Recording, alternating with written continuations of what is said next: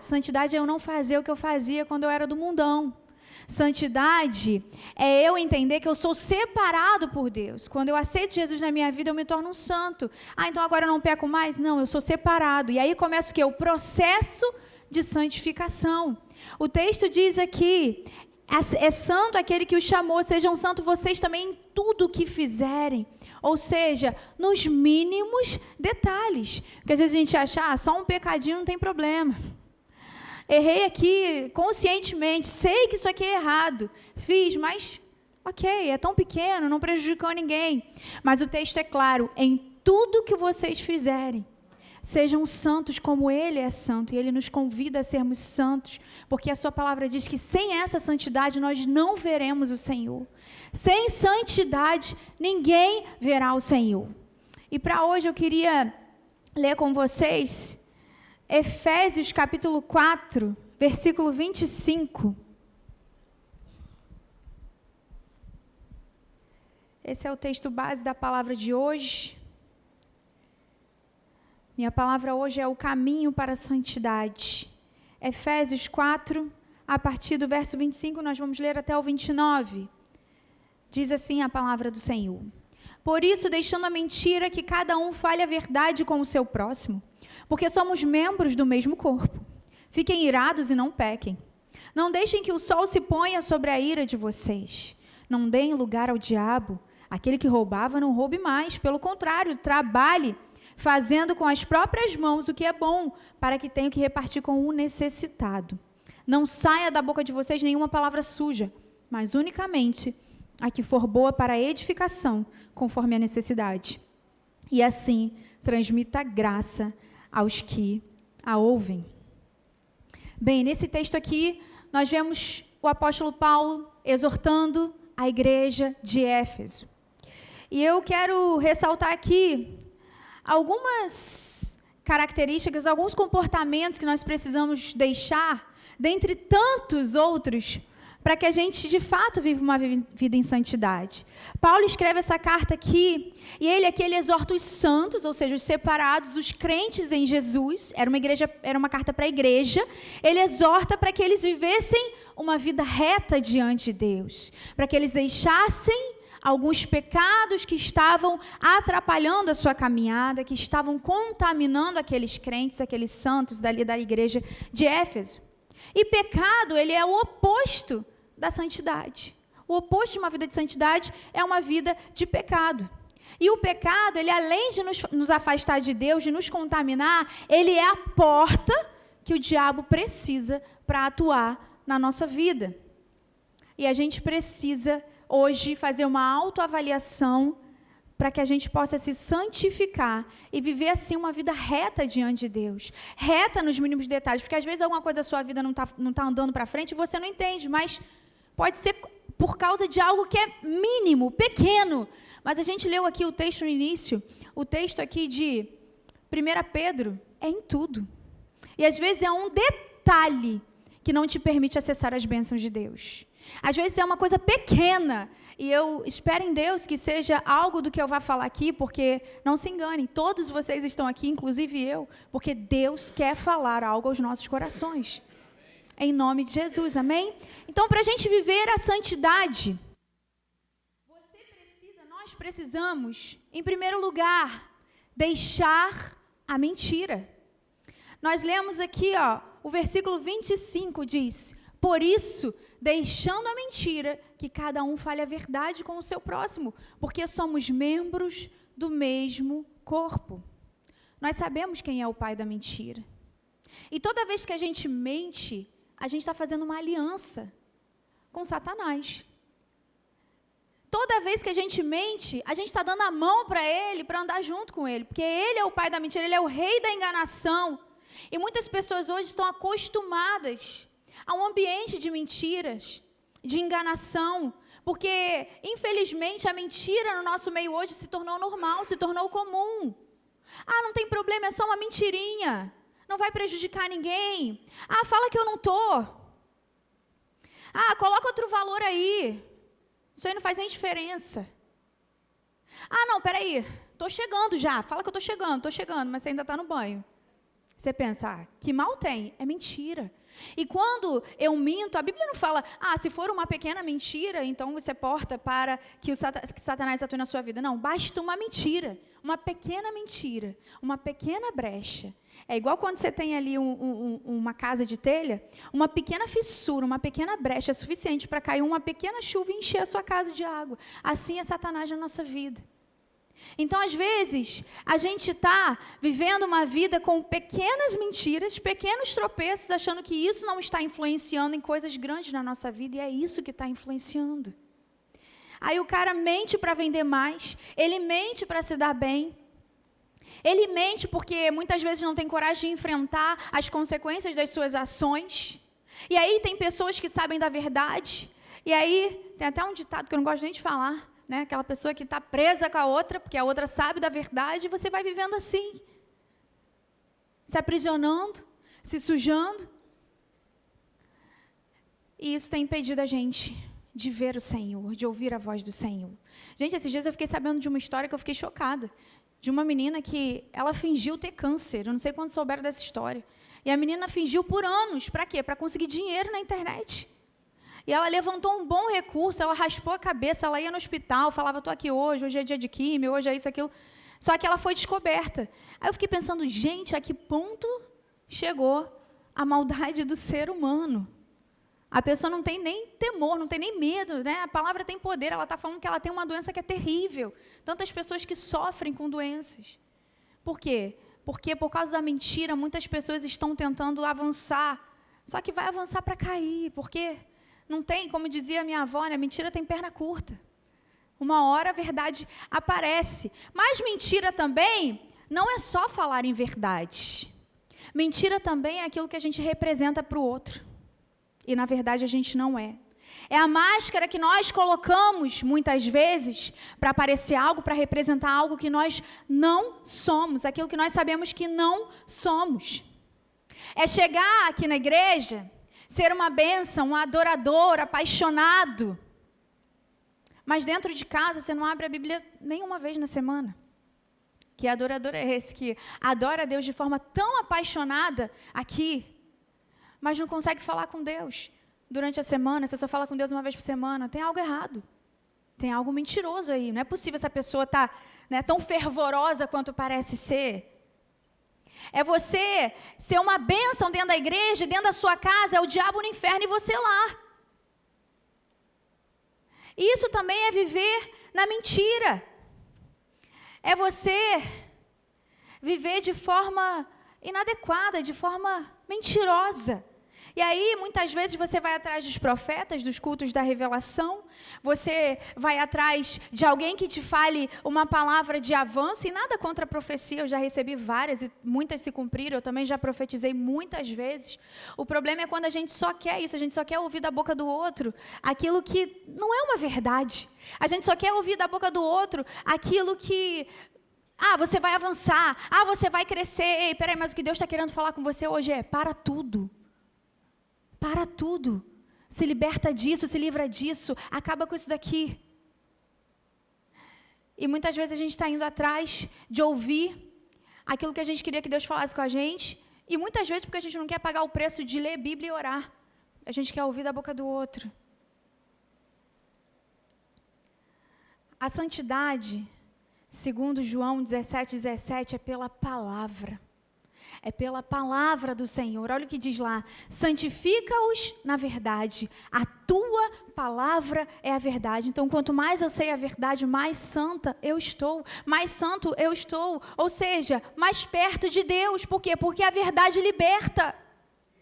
A verdade, a palavra é a verdade. Escolha a verdade sempre. Em segundo lugar, para viver uma vida de santidade, você precisa deixar a ira. Suas emoções precisam estar equilibradas. Efésios 4, 26 e 27, a gente leu e eu vou ler novamente, vai dizer, fiquem irados e não pequem. Não deixem que o sol se ponha sobre a ira de vocês, nem deem lugar ao diabo. A ira é a oportunidade que o diabo precisa. A ira é a oportunidade que o diabo precisa. É por isso que a palavra vai dizer, antes que o sol se ponha, resolva isso. O ficar irado não é pecado, não é um problema. O problema é quando essa ira te domina. O problema é quando as suas ações ruins são sempre justificadas por causa de uma ira. Ah, eu fiquei tão irritada que eu não me aguentei. Eu fiquei tão irado que eu não dei conta. Foi mais forte do que eu. Ei, não justifica as suas ações por causa de uma ira. A culpa é sempre sua, porque você que não quis resolver, você alimentou a sua ira. Você deu lugar para o diabo na sua vida, quando você permite que uma ira seja alimentada dentro de você, quando você não resolve algum problema que você tenha vivido. Ah, não, tudo que eu vejo eu quero tirar limpo. Ah, porque eu não tenho sangue de barata. Se falar comigo desse jeito, vai levar. Se pisar no meu pé, vale a pena isso? Vale a pena uma vida assim? Ah, eu não deixo nada passar. Realmente. E aí, no fim das contas, você está sozinho. Passou, foi todo mundo. Você achou que não deixava nada passar, não ficou ninguém.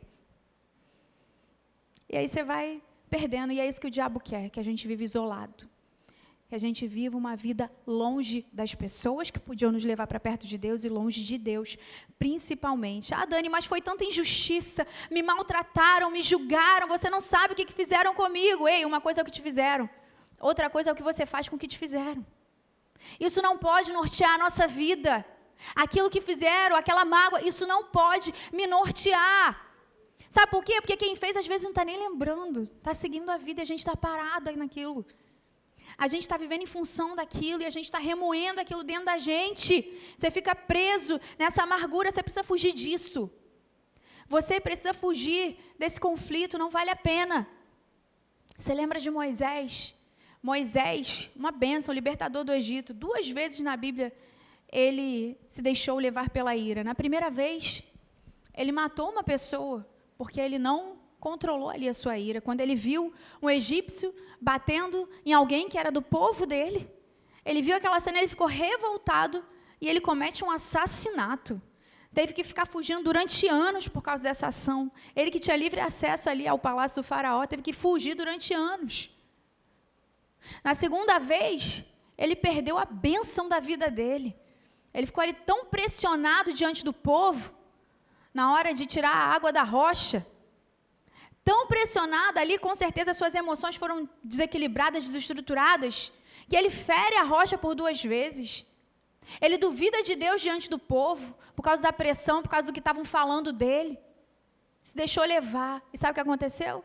Perdeu a entrada na terra prometida por causa disso. Olha, a gente pode perder bênção por causa de momentos de ira que a gente permite que controlem as nossas ações. As nossas ações não podem ser controladas pelas nossas emoções.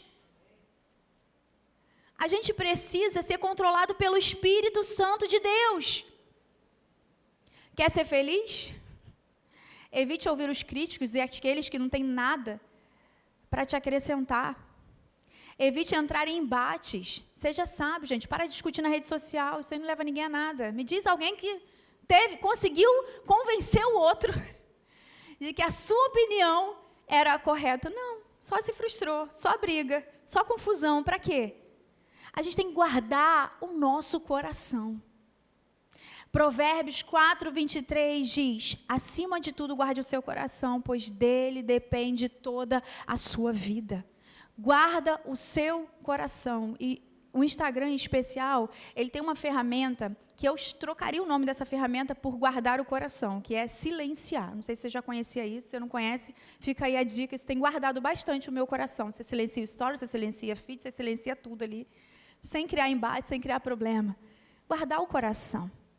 Eu me lembro de uma vez, há muito tempo atrás, na época não existia nem Instagram, onde uma pessoa que era amiga, muito querida, precisou de um dinheiro emprestado, e aí o único dinheiro que eu consegui juntar, assim, de verdade na vida, eu resolvi emprestar para essa pessoa. E essa pessoa falou, não, vou te pagar. Aí começou aquela jornada que só Jesus na causa. Passa uma semana nada, passa um mês nada, 2, 3, um ano, eu falo, Senhor. E aí meu coração começou assim, cheia de coisas ruins, de mágoa, de ira. E aí, quando a pessoa está te devendo aquele dinheiro, você faz tanto plano com aquele dinheiro. É ou não é? Ah, aquela viagem, oh meu Deus, se a fulana me pagasse, eu fazia aquela viagem. Tudo você faz com aquele dinheiro, tudo. E aquilo ali vai remoendo dentro de você. O que eu fiz para guardar o meu coração? Eu tirei aquela pessoa da minha rede social, porque eu não conseguia nem ouvir o nome, não conseguia olhar para aquela pessoa. Tirei aquela pessoa da minha rede social. Aí até que um dia veio esse plano aí, essa como é que eu posso dizer? Essa vontade de fazer algo com aquele dinheiro que eu não tinha na minha mão. Foi maior do que eu. E eu falei, vou lá na rede social da fulana, ver o que ela está fazendo, que ela não me paga. Quando eu entrei na rede social da fulana, a fulana estava viajando para Dubai, eu falei, eu não estou acreditando nisso. Falei, Senhor, dai-me paciência, graça, todas as coisas aqui ao mesmo tempo. Mas, ao invés de ouvir ao Espírito Santo, o que eu fiz? Entrei lá para passar vergonha e comecei a comentar em tudo, sua caloteira, você não me paga, você está viajando e você não me paga? E aí, parei, aquilo ali foi um momento, assim, alguns segundos de satisfação, e logo depois o Espírito Santo me tomou de volta e falou, minha filha, que vergonha é essa que você está passando? Eu falei, meu Deus, que exposição é essa que eu estou passando? Fui lá, apaguei tudo, sai, meu Deus, espero que ninguém tenha visto, me deixei levar pelo momento de ira, de raiva, e a gente muitas vezes é assim, a gente precisa guardar o nosso coração. A gente precisa viver aquele ditado que diz, né, o que os olhos não veem, o que os ouvidos não escutam, o coração realmente não sente. A gente precisa guardar os nossos olhos, os nossos ouvidos, os nossos corações e precisamos tratar as mágoas. As mágoas, gente. Fulana estava viajando, eu estava o quê? Remoendo. Né? E aqui diz para a gente não permanecer com a ira. Por quê? Porque quando a gente não resolve os nossos aborrecimentos, a gente gera raiz de amargura. E raiz de amargura gera doença, gera depressão, gera doença física e doenças emocionais. E a gente fica ruminando aquilo dentro da gente, isso rouba a nossa paz. Quantas noites eu sonhei com a fulana, gente? Isso rouba a nossa paz, isso rouba a nossa alegria, isso rouba o nosso foco. Você que devia estar meditando na palavra, meditando nas coisas que te dão esperança, às vezes você está meditando o quê? Na vingança. Você está meditando e pensando em como que... se eu pudesse ter um tempinho a sós com a fulana, o que eu ia fazer com a fulana? E a gente fica meditando nessas coisas, perdendo tempo, alimentando a nossa ira. E a gente fica, às vezes, até irracional. Irracional. A gente não vive em paz e a culpa é nossa, porque a gente decidiu alimentar um sentimento que não agrega, que não ajuda, que não resolve. Resolve? Não. Acaba contigo, acaba com a gente. É descansar o coração e guardar o coração. Se você decidir viver em função disso, você nunca vai feliz. E um coração irado, você nunca vai ser feliz. E um coração irado é uma barreira para Deus falar. É uma barreira para Deus falar. Quando você chega diante de Deus, e você chega disposto a ser moldado pelo Senhor, você chega disposto a ser totalmente lapidado pelo mestre, você é desarmado. Não tem como. E aí, quando você é desarmado, aquela mágoa sai. Você perdoa. Você perdoa. E aí Deus fala. Mas sem o perdão, Deus não fala. Com a ira, com o coração pesado, você não consegue ouvir a voz de Deus. Agora, você precisa decidir não viver em função disso. Sabe por quê? Porque alguém que você ajudou muito vai te abandonar. Mas Deus não te abandona. Alguém que você talvez já tenha ajudado muito já te abandonou. Mas ao invés de pensar no abandono dessa pessoa, você tem que pensar que Deus não te abandona. Alguém que você ajudou muito vai ser ingrato com você. Mas as suas expectativas não podem estar nas pessoas, elas precisam estar em Deus. Sabe por quê? Não se engane, as pessoas são ingratas e vão continuar sendo. A humanidade caminha para isso de forma cada vez mais forte. Cada vez mais o mundo está egoísta, egocêntrico. Mas a gente não pode viver em função disso. Dani, mas foi na igreja, eu não esperava, eu me decepcionei com a igreja, eu não esperava isso das pessoas da igreja. E a gente tem a mania de achar isso, de pensar isso, que na igreja não pode ter isso, na igreja não pode ter injustiça, na igreja não pode ter ingratidão. Só que deixa eu te falar uma coisa, a igreja é feita de pessoas igual a mim e a você. Se nós não somos perfeitos, por que nós queremos cobrar perfeição das pessoas? Quando a gente erra, a gente quer ser perdoado, a gente quer ser entendido, mas se o outro errar, não tem chance para ele. Porque eu podia esperar isso de todo mundo, mas do fulano é ser humano. As pessoas erram. Não é sábio a gente guardar o fulano no nosso coração dessa forma. O outro no nosso coração dessa maneira. A gente tem mania de achar que nós sempre merecemos o melhor e que nós somos melhores do que os outros. E que uma injustiça, ela pode acontecer com qualquer pessoa, menos com a gente. E aí você começa a se revoltar. E aí é tudo que o Satanás quer, né? Você começa a se revoltar com a igreja, com a célula, com a visão, com Deus. E aí você vai para o mundão, você se joga de cabeça no mundão, vira campeão mundial do pecado. Você está revoltado. Ei, não vale a pena.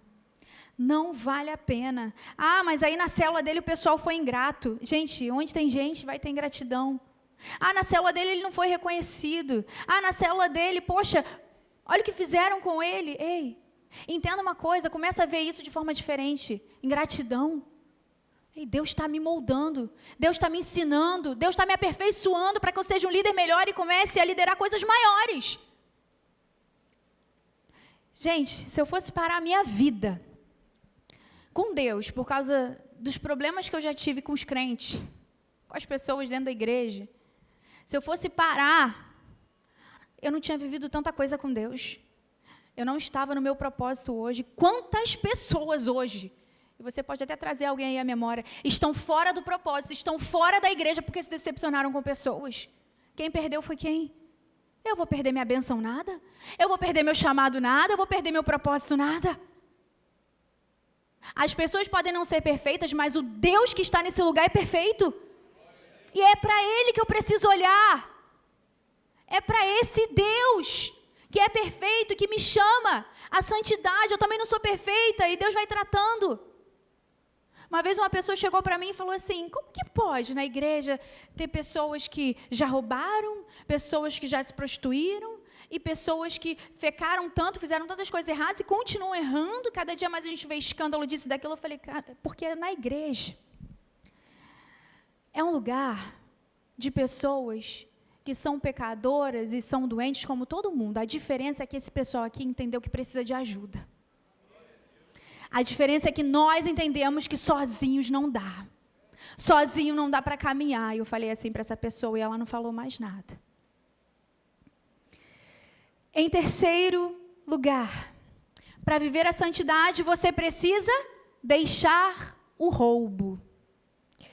Olha o que dizem no versículo 28. Aquele que roubava, não roube mais. Pelo contrário, trabalhe, fazendo com as próprias mãos o que é bom, para que tenha o que repartir com o necessitado. O que é roubar? Roubar é se apropriar daquilo que não é seu. Eu conheci uma pessoa muitos anos atrás, que ela ia no restaurante, ela gostava de levar para casa um porta-copo. Hoje esse restaurante, o porta-copo é descartável, mas na época não era. Eu fiquei assim, gente, qual a necessidade disso? Esses dias eu tomei conhecimento de um restaurante que eu gosto muito, em que as pessoas vão lá e elas levam os talheres do restaurante para casa. Eu falei, não é possível. E eles não podem nem fazer nada. Eles não podem ir lá revistar, eles sabem que a pessoa está roubando, e não é um restaurante baratinho, então assim, a pessoa está roubando não é porque ela precisa. Virou hobby, que isso, gente? Virou legal isso. Tem gente que vai no restaurante, e tem muito restaurante, né, que é refil, e aí você pode beber à vontade, mas aí você vai em dois, você pede um refil só. E aí o outro está bebendo um refil que é para o outro. Está roubando refrigerante, gente. Às vezes está perdendo a bênção por causa de um refil de R$15. Você pensou, eu nunca roubei, nunca matei, peraí. Será que você está roubando refrigerante no restaurante? Pois é, o roubo não é apenas aquilo que pegamos escondido ou um assalto. O roubo também, ele é aquilo que pegamos com autorização, mas não cumprimos o combinado. Aquilo que nós pegamos com autorização, mas não cumprimos o combinado. Aquele que pegou emprestado e não devolveu. E aí, ele está enrolando e não paga. Meu irmão, você pediu dinheiro emprestado, eu não vejo pecado nisso, mas você falou, vou pagar dia 10, paga dia 10. E você que emprestou, se ele falou, vou pagar na sexta, já desconfia, porque sexta o banco fechou, agora é só segunda. A gente também tem que ter sabedoria. É melhor dar, do que emprestar. Você vai falar, querido, olha, emprestar eu não consigo não, mas eu consigo te dar essa quantia aí, porque aí você fica em paz. Agora, se você pegou emprestado, falou que ia pagar dia tal e não pagou, esse período do dia tal até hoje são os dias em que você está em roubo. Tá roubando. E aí você o quê? Você ignora as mensagens, você bloqueia, você muda de calçada. Gente, tem sentido a gente viver um negócio desse? Não tem sentido isso, gente. E muitas vezes emprestar significa perder um amigo. Às vezes você perde o dinheiro e ainda perde um amigo. No caso da fulana que eu falei para vocês, a amizade foi minha madrinha de casamento. A amizade não existe mais. Não existe. A gente perde o dinheiro e nós perdemos, conseguimos até recuperar uma parte, mas perdemos. E perdemos a amizade que não precisava. O roubo também é aquele que viu o troco errado e pensou, poxa, me dei bem, recebi o troco errado aqui e me dei bem. Não fiz nada, não fui lá, não furtei, mas me deram, está errado. E você não vai lá consertar. E você pensa, mas essa empresa é tão grande, vai nem fazer falta. E talvez você não saiba, mas se é de um caixa, aquilo ali vai ser contabilizado a menos. E aquilo ali vai ser cobrado daquela pessoa que trabalha e ganha um salário tão ruim, e no final do mês vai ser a menos, porque você roubou aquilo que você achou que ganhou e se deu bem. É roubo, gente. É roubo. Aquele que só nega porque acha que é mais justo, mais do que justo, né? Um país de governantes corruptos, toda hora aparece aí alguém roubando. E aí você está falando do governante, do presidente, do não sei o quê, mas você faz a mesma coisa que ele. A diferença é que você não está lá em cima para poder roubar valores maiores. Será que se você estivesse lá, você ia fazer diferente dele? E aí você está sonegando, não, Dani, porque se não fizer desse jeito, não tem como. A empresa nem lucra, então não tem como, irmão.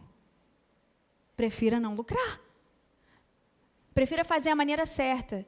Eu sou contadora, e teve uma época da minha vida em que eu tive uma cliente, em que eu regularizei a empresa dela, fiz todas as coisas para ela, e aí na hora de pagar o imposto, ela falou assim, Dani, mas isso está muito alto. Eu falei, irmã, mas é o teu faturamento. Ela, não, mas espera aí, a gente tem que fazer alguma coisa. Eu falei, mas o teu faturamento se enquadra nessa alíquota aqui. Aí passaram-se alguns dias, ela me ligou e falou assim, Dani, eu tenho uma solução para pagar menos imposto. Eu falei, qual é a sua solução? Ela falou assim, eu só vou declarar o que entra em cartão. O que entra em dinheiro na minha loja, eu não vou declarar. Eu falei, querida, então a gente não vai poder continuar, sabe por quê? Isso vai contra os meus princípios cristãos. E ali nós encerramos uma parceria. Não vale a pena. Era ela que estava roubando, mas eu não queria fazer parte disso.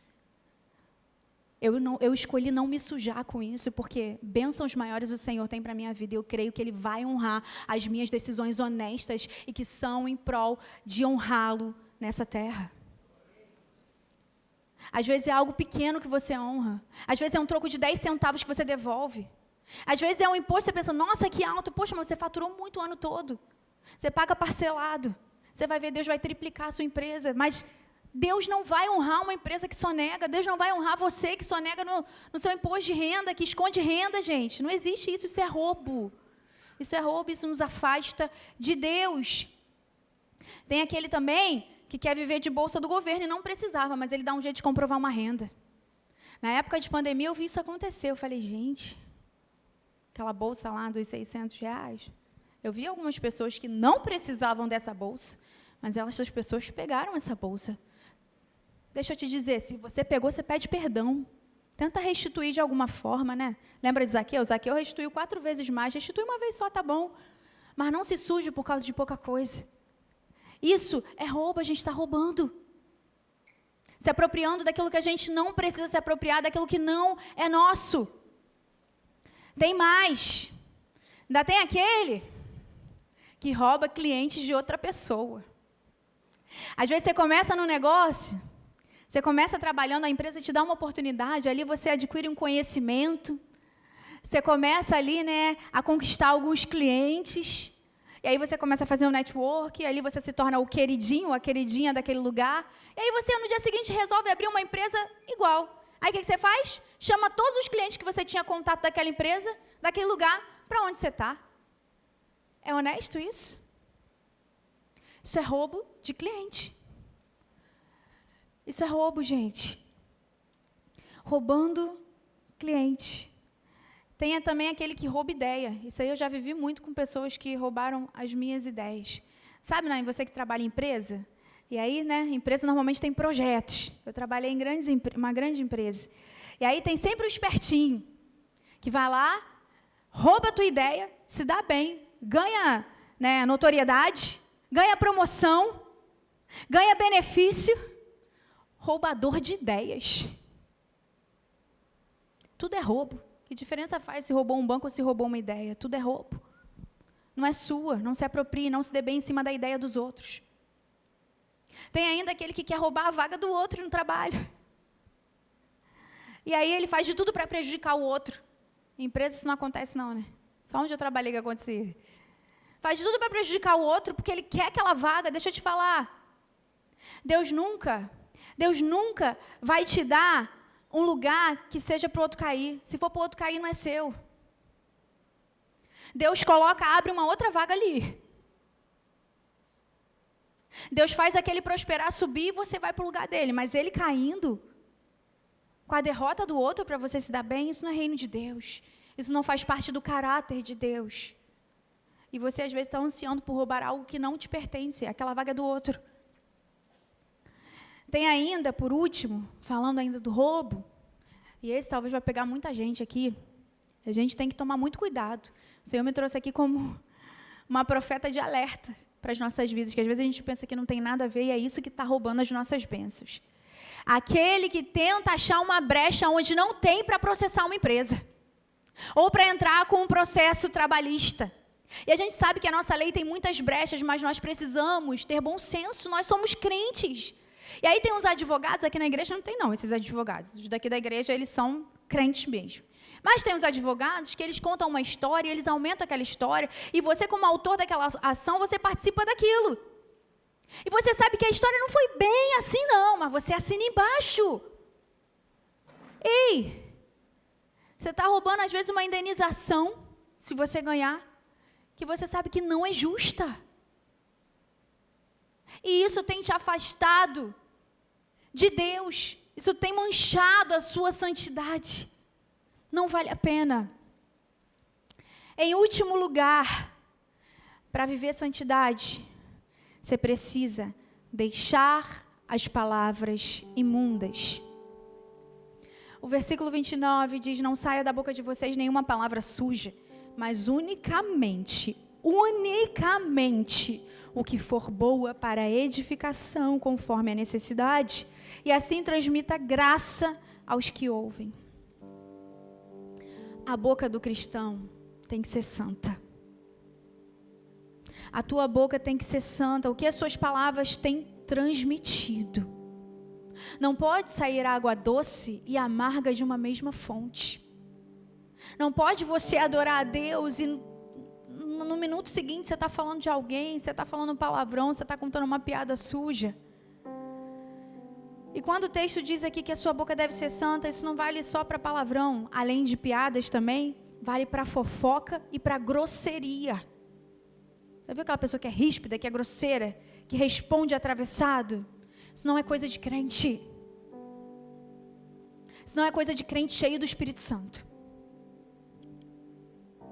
Cristão que fala palavrão, piadinha. Olha o que diz aqui Efésios 5:3 sobre a piadinha. Então entre vocês não deve haver nem sequer menção de imoralidade sexual, como também de nenhuma espécie de impureza e de cobiça, porque essas coisas não são próprias para os santos. Essas coisas não são para quem vive em santidade.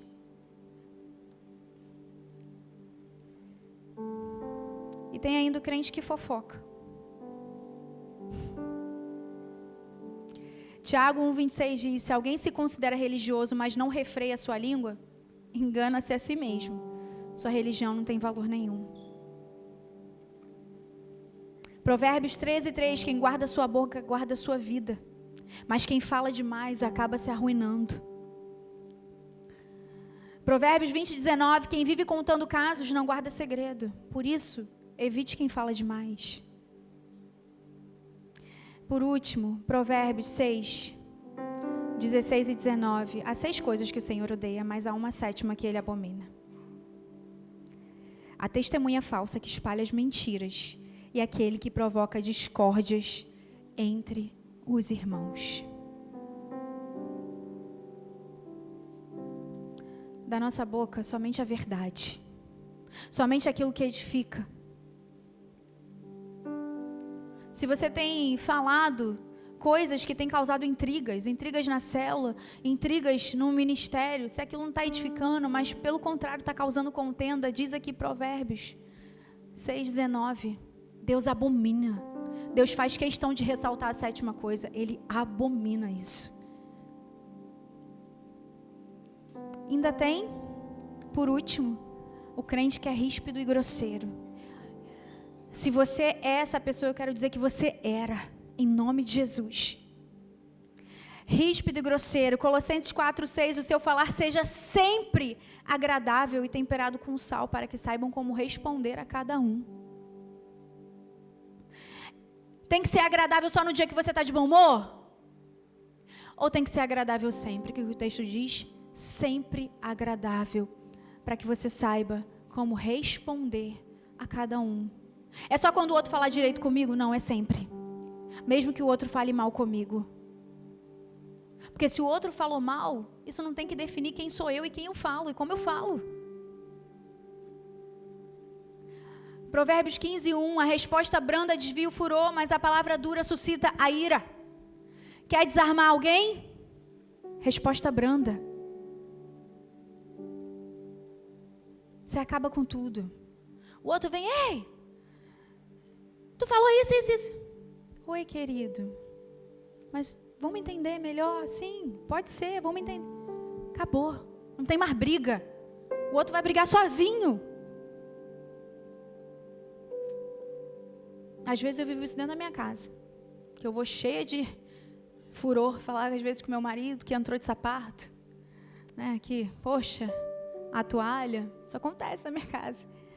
E ele fala, poxa, meu amorzinho. Ele fala assim comigo, poxa, meu amorzinho. Gente, desarmei, desmontei, não falo mais nada. Não está aqui mais aqui quem falou.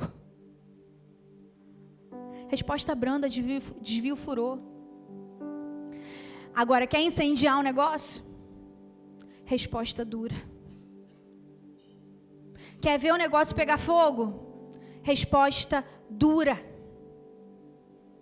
E talvez você diga, eu não consigo. Eu nasci assim, eu sou assim, esse é o meu jeito. É da minha criação, é da minha história. Deixa eu te falar, você consegue sim, porque todos nós somos novas criaturas e as coisas velhas já se passaram. Até o seu jeito velho, ele tem que ter passado. Talvez você já foi assim há um dia, mas hoje você não pode ser assim, porque você é nova criatura. E o texto diz que precisa sair da sua boca aquilo que edifica. Então, antes de falar qualquer coisa, eu preciso pensar, será que isso vai edificar?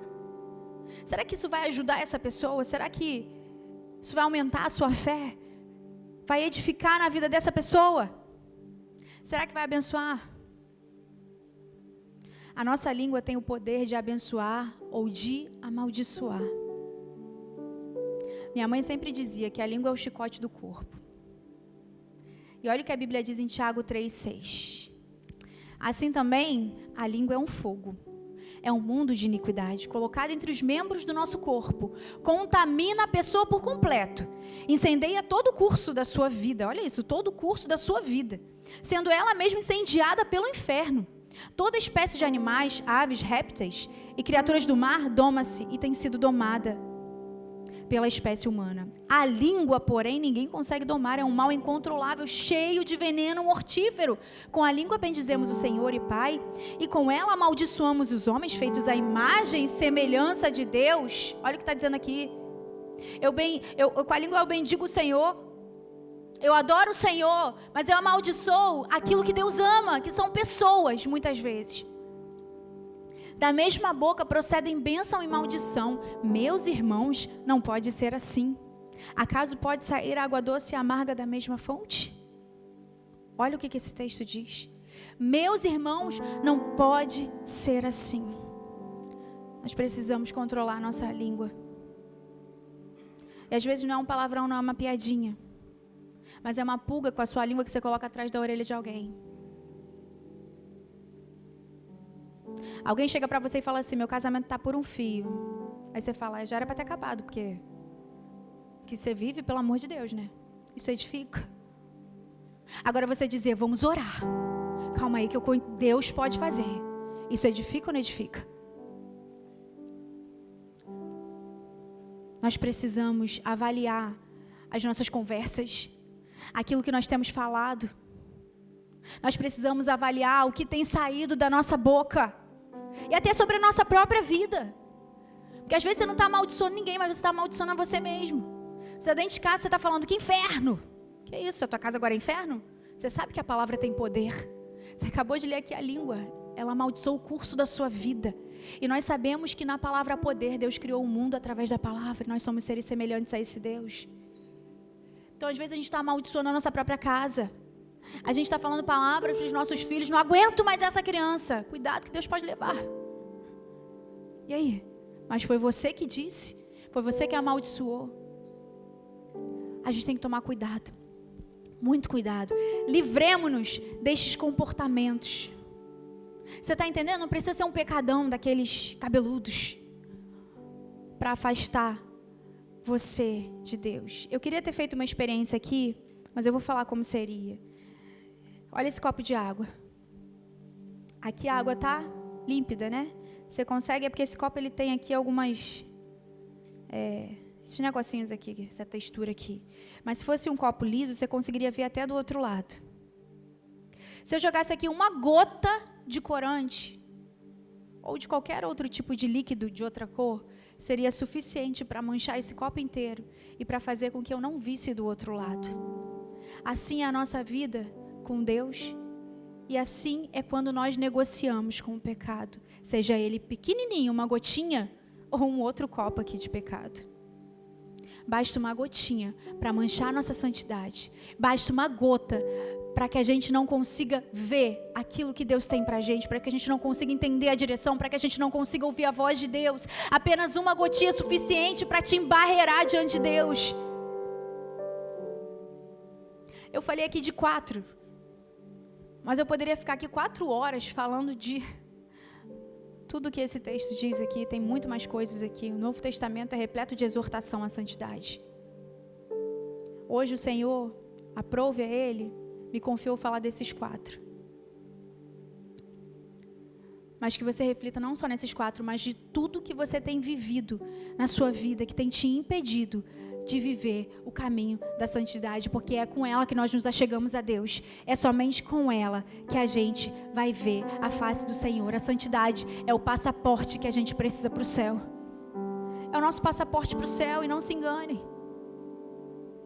Vou viver uma vida desregrada mesmo, porque Deus, Ele é o Deus perdoador, Ele é o Deus da misericórdia, Ele é o Deus da graça, Ele é tudo isso, mas Ele também é fogo consumidor. A consequência vem porque Ele também é Deus justo. E só a gente perde, a gente só tem a perder quando a gente escolhe uma vida manchada por um pequeno pecado que seja. O Senhor me trouxe aqui hoje para que você reflita sobre a sua vida. Eu já refleti muito sobre a mim enquanto eu li esse texto e preparava essa mensagem. Já refleti bastante. Deus falou muito comigo. E eu creio que Ele também está falando ao seu coração. Então eu quero te convidar agora a fechar os seus olhos e baixar a sua cabeça para nós fazermos uma oração de arrependimento diante do Senhor, para que a partir de hoje tenhamos uma vida reta diante de Deus, para que a partir de hoje tenhamos um caminho de santidade que nos leva cada vez mais perto de Deus, cada vez mais perto da sua face, para que os nossos ouvidos sejam abertos e a gente ouça a voz de Deus de forma nítida.